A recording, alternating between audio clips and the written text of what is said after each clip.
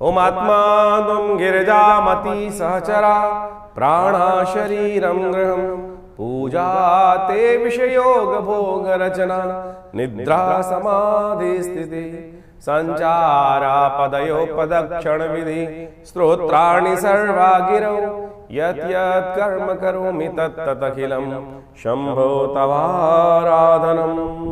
नमस्कार, स्वागत है आपका आचार्य वाणी में। मैं आचार्य डॉक्टर विक्रमादित्य आपके साथ हूँ। आज का विषय है वृश्चिक राशि वालों के लिए 16 तारीख का दिन सोमवार का अवसर है। पंचमी तिथि विद्यमान है और ग्रह नक्षत्रों के दृष्टिकोण से ग्रह योग आपके लिए मेहनत से बहुत सारी चीज़ों को साधने का योग बना रहा है।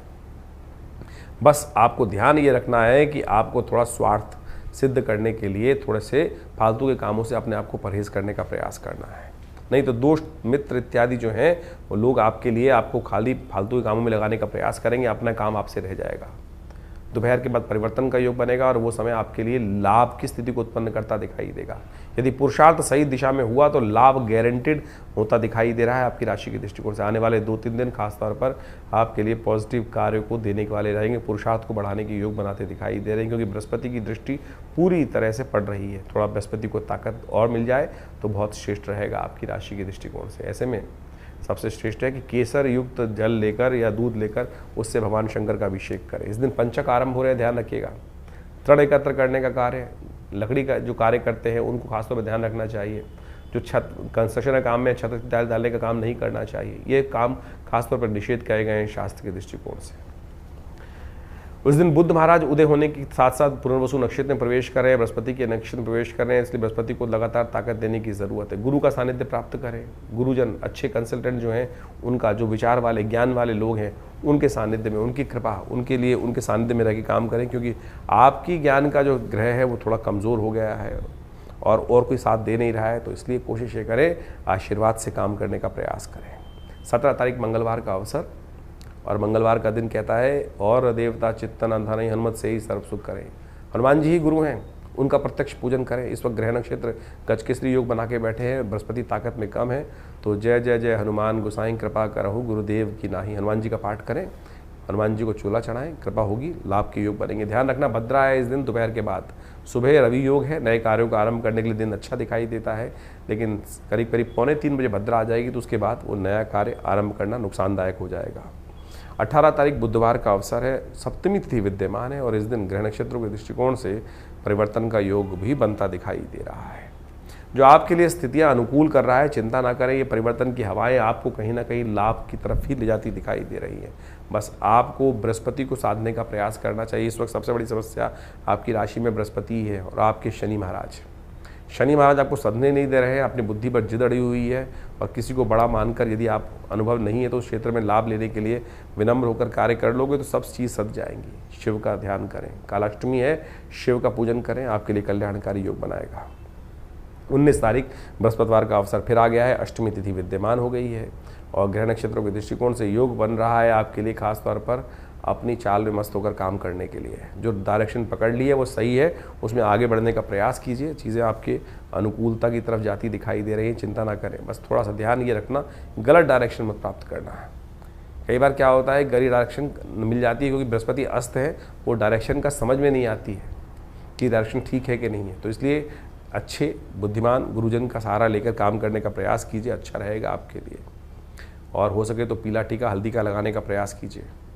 20 तारीख शुक्रवार का अवसर है, नवमी तिथि विद्यमान है इस दिन ग्रह नक्षत्रों के दृष्टिकोण से और उस दिन ग्रहों का योगायोग आपके लिए ऐसा है कि आप, यदि आपकी राशि के दृष्टिकोण से दिखाई दे रहा है कि आप जो भी कार्य कर रहे हैं उसको पूरी तरह से संलिप्त, पूरे दृढ़ विश्वास के साथ कार्य करने का प्रयास करें। यदि डायरेक्शन ठीक है तो लाभ भी निश्चित दिखाई देता है। सर्वार्थ सिद्ध योग बना हुआ है, आपके लिए पूरी तरह से अच्छा योग है। तो अभी आपने ग्रहों का विभिन्न प्रभाव आपके जीवन में आपकी राशि के अनुसार से क्या रहेगा ये समझा।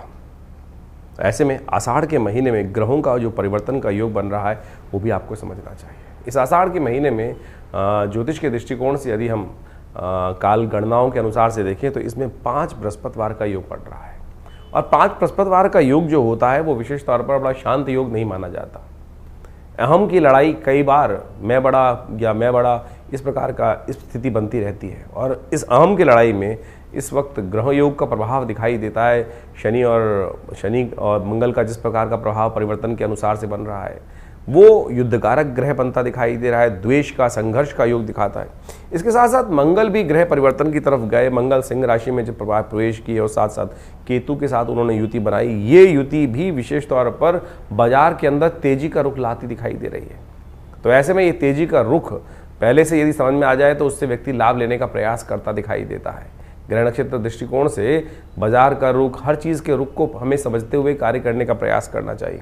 वहीं स्थिति एक और भी परिवर्तन के बन रही है, बृहस्पति अस्त हो गए हैं और साथ साथ सूर्य का परिवर्तन जब होने का योग बन रहा है वो रविवार को बनता दिखाई दे रहा है और उसके कारण से परिवार में और कई प्रकार से समाज के अंदर उथल पुथल होने के योग दिखाई देते हैं। आकाशीय क्षेत्र में विशेष तौर पर विस्फोट के योग बनते दिखाई दे रहे हैं ग्रह नक्षत्रों के दृष्टिकोण से। ये सारा का सारा प्रभाव विशेष तौर पर जो समझें, आषाढ़ का महीना वैसे ही इस प्रकार का होता है कि आकाश में जब बादल छाए रहते हैं और जब चंद्रमा दिखाई देता है तो कभी चंद्रमा ओझिल हो जाता है और कभी चंद्रमा सामने आ जाता है। यानी एक और समझे भी वैसे भी समाज के अंदर अभी देखें हम तो दिन के अंदर जो प्रभाव चलता है, कभी बादल आगे, कभी छाँव, कभी धूप का खेल चलता रहता है। तो ऐसे में ग्रहों का परिवर्तन का योग भी उसी तरफ दिखाता है। तो ऐसे में अपने ग्रहों को सही से समझते हुए कार्य करना हमारे लिए बहुत ज़रूरी है। जो देशकाल परिस्थिति में ग्रहों को समझकर कार्य करने का प्रयास करते हैं उनके जीवन में महत्वपूर्ण परिवर्तन आने के योग बन जाते हैं। देखिए, भगवान की आराधना ही हर ग्रह का निवारण है।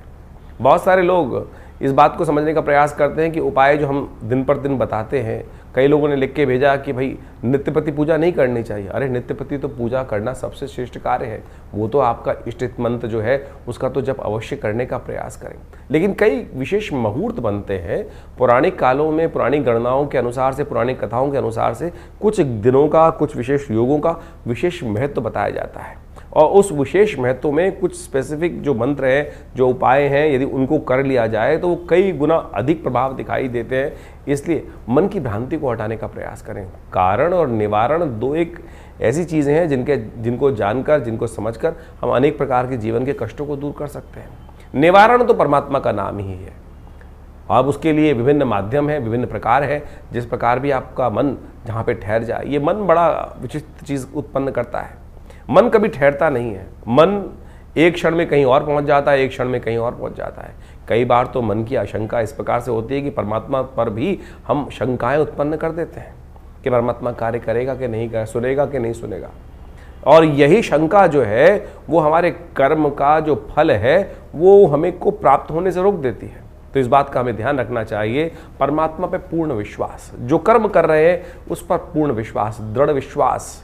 यदि मन में दृढ़ विश्वास होगा, श्रद्धा होगी, तो आप समझें एक छोटा सा कार्य भी, हरिनाम भी आपके जीवन में समस्त कष्टों को दूर करने का योग बना देगा। कहा जाता है ना, एक घड़ी आदि से पुनियाद, तुलसी संगत साथ की हरे कोट अपराध। लेकिन वो कब होगा? जब मनसः वाचा कर्मणा तीनों रूप से देहात्म बुद्धि से रहित होकर उस परमात्मा की शरण में जाकर एक बार हरिनाम का वो स्मरण करेंगे। तब हम उस हरिनाम के स्मरण को किस प्रकार से करने का प्रयास करते हैं, जो भी कार्य कर रहे हैं। वैसे तो कहा गया है कि 24 घंटे अहर्निश उस परमात्मा का नाम लेने का हमें प्रयास करना चाहिए। लेकिन कई बार तो क्या होता है, स्थिति ऐसी होती है कि बहुत सारे अलग अलग भाव मन में चल रहे होते हैं। लेकिन यदि ये स्थिति बन जाए कि हम 24 घंटे परमात्मा का नाम लें, तो हो सकता है कोई एक क्षण तो ऐसा आएगा कि जब पूर्ण निष्ठा के साथ उस श्री हरि के चरणों में हमारा मन लगा होगा। और जब वो क्षण आ गया तो समझें कि जितनी मेहनत 1.25 लाख, 2 लाख, 5 लाख मंत्र जप करने का प्रभाव 1 सेकंड में आपको प्राप्त हो जाएगा। तो इसलिए भारतीय संस्कृति में ज्योतिष विज्ञान में कारण और निवारण दोनों को मार्ग को प्रशस्त किया गया है। कारण जाना जाता है ग्रहों की गणना के अनुसार से, अनुभव के माध्यम से, और उपाय किए जाते हैं जिस प्रकार से भारतीय संस्कृति में ज्योतिष के अनुसार से बताया गया है। सबसे श्रेष्ठ उपाय जो बताए गए, मंत्र जप, यज्ञ, दान, यही सबसे श्रेष्ठ उपाय है। आप इसको अवश्य करने का प्रयास करना चाहिए। और आज हम विशेष तौर पर बहुत सारे अलग अलग प्रकार के उपायों को हम समझाने का जो प्रयास करते हैं, सत्य रूप में काम करता है। अभी एक व्यक्ति हमारे पास आया, बहुत परेशान था कुछ वर्ष से और उसके कष्ट दूर हो नहीं रहे थे। तो हमने विशेष तौर पर एक अनुष्ठान, जिसको हम बहुत मुश्किल से लोग लगातार लगे रहते हैं कि कोई भगवती बगलामुखी का अनुष्ठान कर दीजिए, ऐसा कर दीजिए, बहुत जब आवश्यकता होती है तब करने की ज़रूरत बनती है। और जब किया जाता है तो वो कई प्रकार के कष्टों को दूर करने के योग बनाता है। तो आप समझे ये मंत्र जप इत्यादि, मुहूर्त इत्यादि बिल्कुल विशेष हैं। तो अपने देश काल परिस्थिति को समझते हुए, ग्रहों को समझते हुए सही रूप से करने का प्रयास करें, तब जाके जीवन में उन मंत्रों का प्रभाव आपको स्वयं देखने को मिलेगा। तो ये छोटे छोटे उपाय जो हमने आपके समक्ष रखे, आशा करते हैं इनको आप अपने जीवन में उतारेंगे। और शंकाओं का निवारण करने के लिए आप हमारे इस चैनल पर जाकर अपने प्रश्नों को भेज सकते हैं। हम प्रयास करेंगे उन सब प्रश्नों को व्हाट्सएप के माध्यम से जो आते हैं फ़ोन, उनको अवश्य जवाब देने का प्रयास करें। इसके अलावा पहला रविवार जो हमने विवेकानंद योगाश्रम में रखा हुआ है, वो इसीलिए रखा हुआ है यज्ञ के बाद। वैसे तो हर रविवार को बड़ा प्रोग्राम होता ही है, उसमें यज्ञ में आप ध्यान साधना इत्यादि में माँ भगवती का दर्शन करने के लिए आप आ सकते हैं। लेकिन पहले रविवार में एक प्रश्नोत्तरी का कार्यक्रम भी रखते हैं, समागम भी रखते हैं। आप वहाँ आकर अपने प्रश्नों का निवारण रविवार को सुबह 8 बजे से लेकर 10 बजे के बीच में भी आप कर सकते हैं। और हमसे मिलने के लिए कोई बहुत बड़ी जद्दोजहद नहीं करनी, आराम से आइए। विवेकानंद योगाश्रम दिल्ली में आपके तमाम प्रश्नों का जवाब भी देंगे, और बहुत सारे और भी जो मन में शंकाएं चल रही हैं अध्यात्म के प्रति, उनके सबके लिए भी बहुत सारे कार्यक्रम समय समय पर चलते रहते हैं, उनसे हम आपको अवगत कराते रहते हैं। आशा करते हैं आप विवेकानंद योगाश्रम में आकर, बहुत सारे और भी कार्य चल रहे हैं। आपकी सूचना के लिए हम बता दें, यहाँ विवेकानंद योगाश्रम में एक हॉस्पिटल है बड़ा, योगा प्राकृतिक चिकित्सा आयुर्वेद का हॉस्पिटल है, और वहाँ नित्य प्रति बहुत सारी व्यवस्थाएं भी रहती हैं। और अभी विश्व योग दिवस के अंतर्गत पूरे जमुना पार में सबसे बड़ा कार्यक्रम भारत सरकार के साथ मिलकर, आयुष मंत्रालय के साथ मिलकर किया जा रहा है, जिसमें 15,000 आदमी एक साथ मिलकर योग करेंगे। 21 तारीख को आप भी उसमें भी यमुना स्पोर्ट्स कॉम्प्लेक्स में एक कार्यक्रम रहेगा, आप उसमें भी सादर आमंत्रित हैं। सुबह 6 बजे से लेकर और करीब करीब 9 बजे तक एक कार्यक्रम रहेगा जमुना पार में, यमुना स्पोर्ट्स कॉम्प्लेक्स में। उसमें भी आप आकर हमारे साथ पूरा स्वस्थ भारत के निर्माण के लिए सुंदर योग का कार्यक्रम में भाग ले सकते हैं। धन्यवाद, नमस्कार।